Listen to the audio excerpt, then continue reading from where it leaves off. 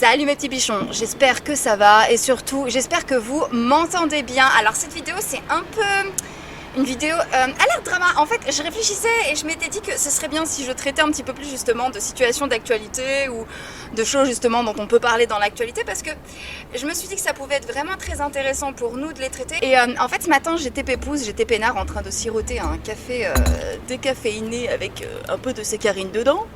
Et je vois qu'apparemment Will Smith fait la polémique par rapport à la nuit des Oscars. Donc j'ai voulu me renseigner et j'ai découvert ce qui s'était passé. Donc ce qu'on va faire dans la vidéo d'aujourd'hui mes petits bichons, tout d'abord on va placer le contexte. Qu'est-ce qui s'est passé? Ensuite on va analyser le comportement de Will Smith avec plusieurs hypothèses, parce qu'il y a pour le coup plusieurs hypothèses. Et enfin je vais vous donner les clés de comment réagir quand quelqu'un vous manque de respect en public, parce que je sais que c'est quelque chose qui pose énormément de problèmes, et notamment à mes élèves. Et neutraliser les gens quand ils s'en prennent à vous, c'est important. Donc voilà ce dont on va parler aujourd'hui. Mais pour ceux qui ne me connaissent pas, je me présente, je suis Lula Morales, je travaille dans le milieu du coaching en charisme et en séduction depuis une dizaine d'années, et je suis là pour accompagner les hommes et les aider justement à monter en charisme. Et du coup, forcément, moi quand j'ai entendu parler de cette affaire, comme beaucoup de gens, je me suis demandé de quel côté je suis. Est-ce que je suis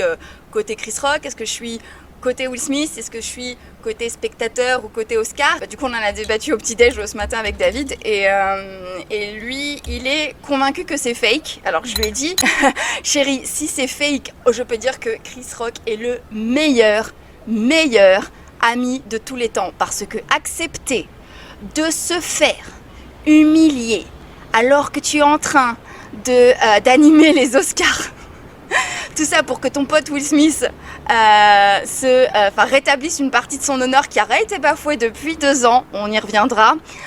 C'est vraiment sympa. Et là mon chéri m'a dit non, il a pas fait ça pour Will Smith, il a fait ça pour les Oscars. Là du coup j'ai répondu à mon chéri, ok, donc Chris Rock a dû recevoir un super chèque. Au niveau du son, du coup j'ai un micro tout neuf, mais j'espère vraiment que vous m'entendez bien, parce que là j'ai pas réfléchi, mais en vrai il y a du trafic en bas. Et alors qu'est-ce qui s'est passé? En réalité on va reprendre la situation de Will Smith à 2 ans auparavant. Qu'est-ce qui s'est passé 2 ans auparavant? Dans les grandes lignes, il y a eu comment il s'appelle déjà? Je ne sais plus, mais en gros, il y a un jeune artiste, rappeur apparemment, qui aurait été pris sous l'aile justement du couple Smith il y a 2 ans. J'ai plus son nom. On va l'appeler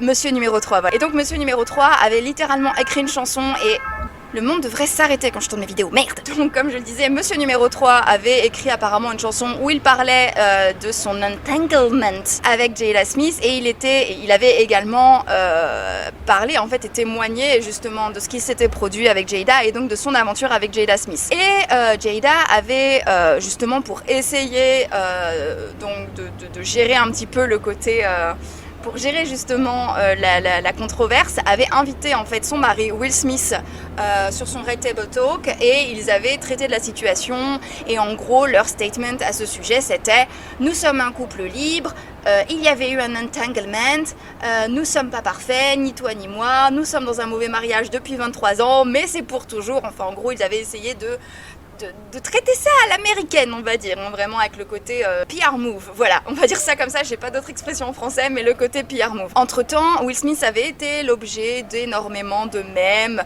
sur le fait qu'il était un canard, sur le fait qu'il s'était fait manquer de respect par sa femme, sur le fait qu'il s'est fait manquer de respect par justement Monsieur numéro 3, et du coup l'intégralité d'internet a décidé de lui manquer de respect également. Et avec tout ça, Will Smith et Jada Smith étaient restés relativement low-key, et étaient restés relativement discrets par rapport à la situation, et ils étaient également restés silencieux par rapport justement au soulèvement des réseaux sociaux par rapport à cette controverse qui a perduré pendant très longtemps, Will Smith étant devenu un mème. Ce qui nous ramène à cette nuit, hier soir, pendant que nous dormions en toute pépouosité. Apparemment il y a eu Chris Rock qui s'était permis de faire une blague sur G.I. Jane et sur la nouvelle coiffure, la nouvelle coupe de cheveux de Jada qui s'est coupé les cheveux à ras. Il faut savoir que Jada apparemment se battrait contre l'alopécie depuis un moment. Elle en parle assez ouvertement. Il me semble même qu'elle a fait des Red Table Talk dessus. Donc elle a été relativement ouverte sur le fait que sa nouvelle coupe de cheveux était en réalité une réponse à un problème de santé et que par conséquent c'était un sujet assez sensible pour elle et un sujet qui la rendait plutôt vulnérable. Chris Rock prétend être un ami de Will Smith. Alors je ne sais pas si c'est parce que mes amis sont particulièrement délicats et que j'essaye, autant que faire se peut, de les préserver, mais si la femme d'un de mes amis se battait contre l'alopécie, même si elle tournait un film où on lui rasait la tête, je m'épargnerais une blague sur son alopécie, ou alors en amont, je prendrais le temps de demander à Jada Smith, ou en tout cas à l'ami en question, je prendrai le temps de lui demander si c'est ok. Tout simplement parce que d'une part on ne sait jamais exactement quels sujets sont sensibles pour les gens que l'on connaît, que l'on côtoie, et en plus on ne connaît pas toujours la tolérance à l'irrévérence des gens. Et donc je vais vous passer l'extrait là tout de suite maintenant. Jada, I love you. G.I. Jane 2, can't wait to see it. All right?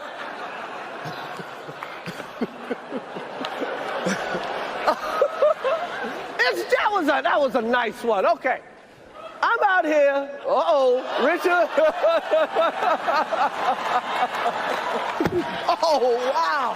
Alors, cette débâcle, elle se joue en 4 temps, d'accord? Temps numéro 1, Chris Rock fait une blague qui fait rigoler Jada et Will Smith. Étape 2, il fait donc sa fameuse blague qui fait plus ou moins rigoler Will Smith, mais qui fait rouler des yeux Jada. Je présume qu'entre-temps, elle a dû lui glisser un truc à l'oreille du genre « Finish him ». Temps numéro 3, Will Smith se lève, parcourt la distance donc entre lui et la scène, monte sur scène, claque Chris Rock qui a l'air absolument abasourdi malgré tout, qui essaye tant bien que mal de faire bonne figure et de rester calme, et puis il crie à plusieurs reprises donc garde le nom de ta femme hors de ta bouche, ce qui est une expression assez commune en anglais. Donc ça, c'est ce qui s'est passé. L'analyse de la situation, elle a l'air plutôt simple. Je pense que l'on est face à un Will Smith qui est fatigué de voir sa virilité, sa masculinité remise en cause en permanence. Et je pense que c'est d'autant plus frustrant pour un homme, pour Will Smith, qui justement incarne une certaine masculinité, un certain succès. Hein. C'est un monstre au niveau du cinéma, c'est un génie de l'acting. Il est extrêmement bon dans beaucoup de choses qu'il fait. Il a réussi à maintenir un mariage pendant 2 décennies, à faire 2 enfants qui eux-mêmes sont en train de développer leur propre carrière. Donc il a une carrière extraordinaire. Il a épousé une femme avec qui ils ont eu le désir de créer un power couple. Il a accepté justement le caractère ouvert de cette relation. Il a accepté le fait d'être dans une relation ouverte. Il a accepté le fait que si lui se donnait l'opportunité de rencontrer d'autres gens, il pouvait donner à sa femme également l'opportunité de rencontrer d'autres gens.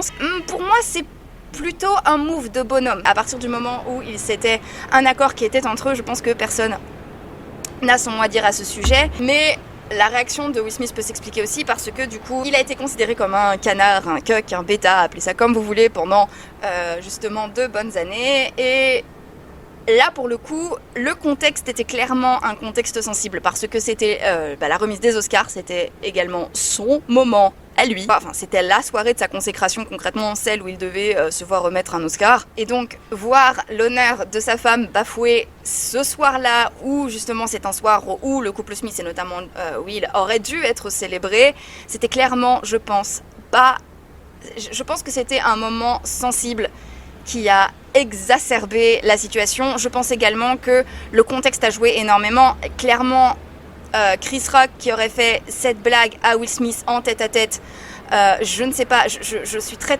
je ne pense pas que Will Smith aurait réagi de cette manière, hein, clairement. Et Will Smith, je pense, a eu envie de rétablir son honneur en marquant le coup fort. Et il n'avait pas envie, une fois de plus, d'essuyer une humiliation dans un moment où c'était clairement pas le moment de se faire humilier. Maintenant, il y a 2 autres théories. Maintenant, il y a 3 théories. La théorie numéro 1 qui est que rien n'est fake et qu'effectivement Chris Rock avait fait cette blague sans concerter Will Smith. Will Smith a vraiment très mal pris cette blague et a voulu rétablir l'honneur de sa femme en donnant une gifle de réalisme, comme diraient d'autres personnes sur YouTube, à Chris Rock pour lui montrer que justement ce n'était pas permis. Une deuxième théorie qui serait plutôt la mienne, qui aurait été que cela aurait été préparé en avance, mais entre Will Smith et Chris Rock, également, donc comme je le disais, pour un petit peu rétablir, on va dire, l'ego, la masculinité, la virilité, appelez ça comme vous voulez, de Will Smith. Et la théorie numéro 3 qui est celle de mon homme, qui est que c'était un coup des Oscars pour faire parler d'eux. Et mon homme a appuyé cette théorie avec un argument qui s'entend plutôt bien, qui est que, chérie, avant la polémique, justement, la controverse avec Will Smith, je n'étais même pas au courant qu'il y avait une nuit des Oscars.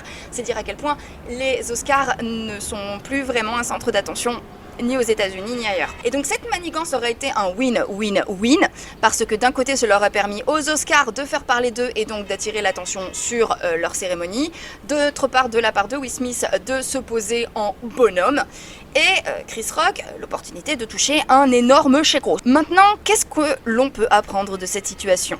Qu'est-ce que l'on fait lorsque l'on est dans le cas de Will Smith et qu'est-ce que l'on fait lorsque l'on est dans le cas de Chris Rock ? Alors, déjà, il y a des choses qui se disent, qui se préparent en amont, puis il y a des choses qui se font à l'instant T.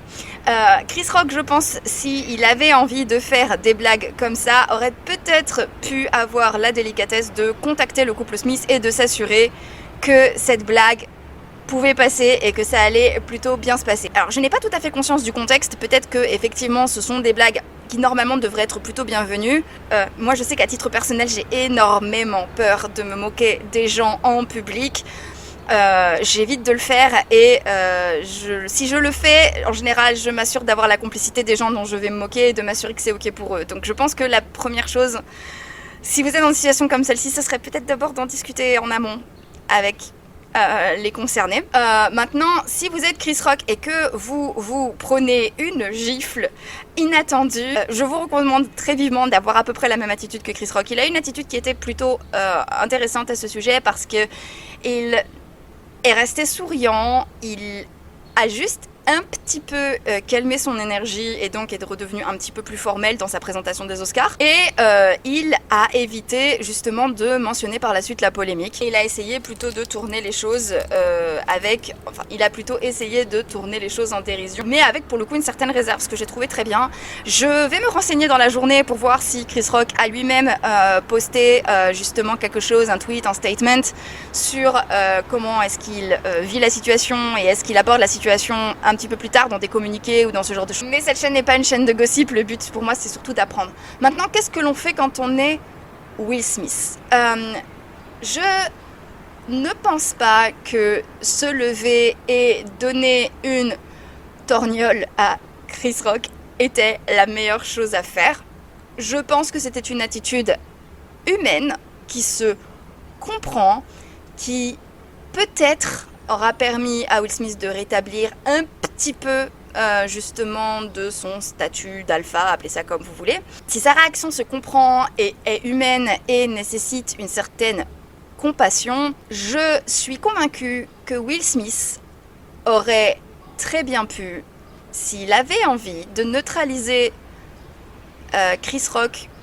Par la suite, il aurait pu le faire, vu son pouvoir et vu son influence, il aurait pu tout à fait se venger de manière un petit peu plus sournoise qu'une gifle par exemple. Maintenant, qu'est-ce que vous pouvez faire quand vous êtes dans une situation comme celle-ci, une situation où quelqu'un vous manque de respect devant témoins?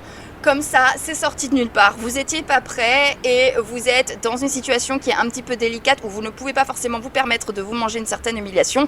Qu'est-ce que vous faites ? Eh bien, vous pouvez utiliser des techniques que moi je qualifie de techniques de neutralisation. Pour moi, la neutralisation, c'est très important. Et neutraliser les gens qui nous veulent du tort, qu'ils le veuillent ou qu'ils ne le veuillent pas, que ce soit conscient ou pas, que ce soit voulu ou pas, c'est très important. Et ça fait partie des choses que j'enseigne moi-même dans mes coachings.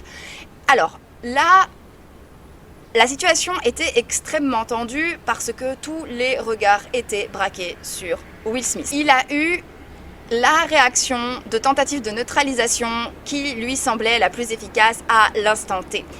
Je vous recommanderais, si vous êtes dans une situation comme celle-ci, de plutôt utiliser l'humour et utiliser la répartie.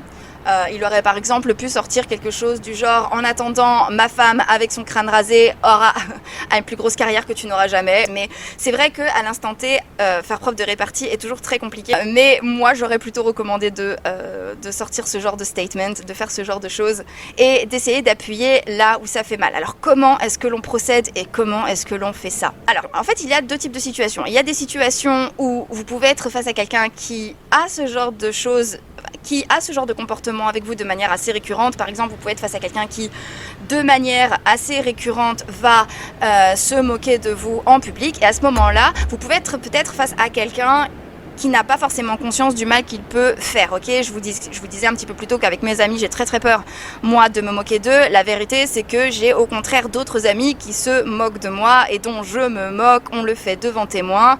Bisous Marine. Parce que notamment, cette copine et moi, nous avons une répartie suffisante pour transformer en fait la vanne de l'une en juste ping-pong de vanne. Mais si vous vous retrouvez dans une situation où quelqu'un se moque assez régulièrement de vous et devant témoins, la première chose à faire, c'est de prendre cette personne à part et de lui expliquer la situation, lui dire: écoute, tu as le comportement A en tenant les propos A, B, C. C'est récurrent. Sauf que cela a un résultat B avec les conséquences C. Donc le résultat B, c'est: les gens se moquent de moi, tu me fais passer sous un mauvais jour, tu appuies sur une de mes insécurités, cela me blesse, etc. Et puis cela a la conséquence C, c'est-à-dire que je me fais manquer de respect assez régulièrement, je perds en crédibilité dans plein de situations, ou alors dans la mesure où tu appuies sur mes insécurités, cela me blesse énormément, etc. Et puis ensuite, qu'est-ce que l'on fait lorsque l'on a eu le temps d'expliquer la situation à son interlocuteur? On voit comment est-ce que son interlocuteur réagit. Est-ce qu'il prend bien la situation? Est-ce qu'il demande pardon? Est-ce qu'il comprend?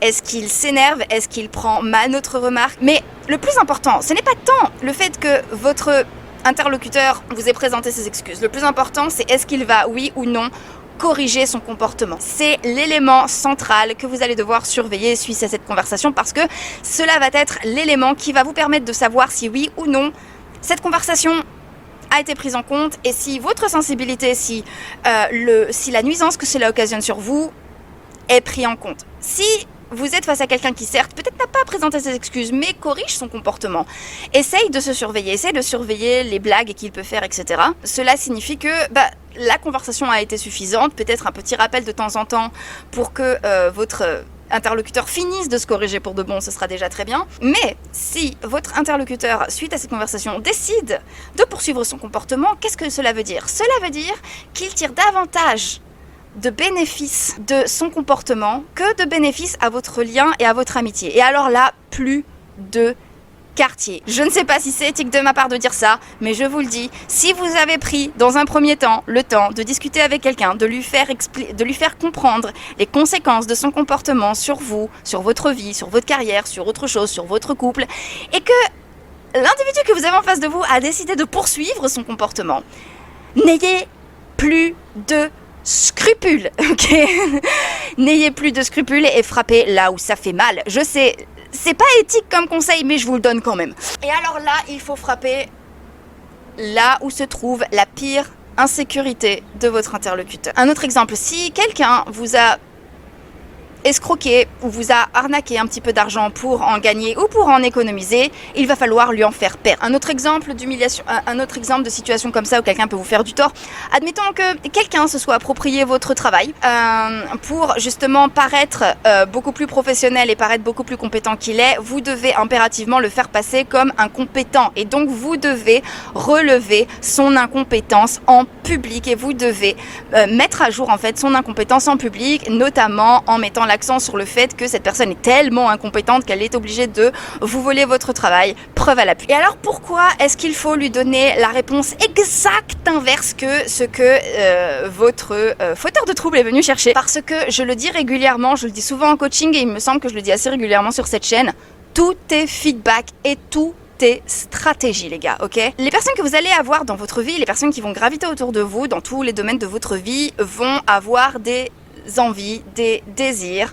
Ils vont aspirer à des choses, que ce soit de l'argent, de la reconnaissance, de l'amour, de l'approbation, du succès, ce que vous voulez. Et pour avoir en fait ce qu'ils veulent, ils vont avoir des expériences, d'accord? Ils vont développer des stratégies. Et du coup, dans l'exemple de l'argent ou dans l'exemple de la renommée professionnelle, il peut développer et essayer de déployer plusieurs stratégies. Donc ça peut être travailler plus dur, ça peut être travailler plus efficacement, ça peut être demander de l'aide et déléguer des choses pour justement travailler avec les compétences d'autres personnes. Et puis des fois, les stratégies que d'autres personnes vont essayer d'utiliser pour paraître plus compétents et pour attirer justement plus d'argent ou plus de reconnaissance sur le plan professionnel, ça va être de tirer vers le bas les autres et de se mettre en avant aux dépens des autres. Malheureusement, s'il parvient à obtenir ce qu'il est venu chercher en déployant cette stratégie, cela va avoir un effet de renforcement positif. Et à l'inverse, si vous donnez à votre interlocuteur l'exact inverse que ce qu'il est venu chercher, cela va faire office de renforcement négatif.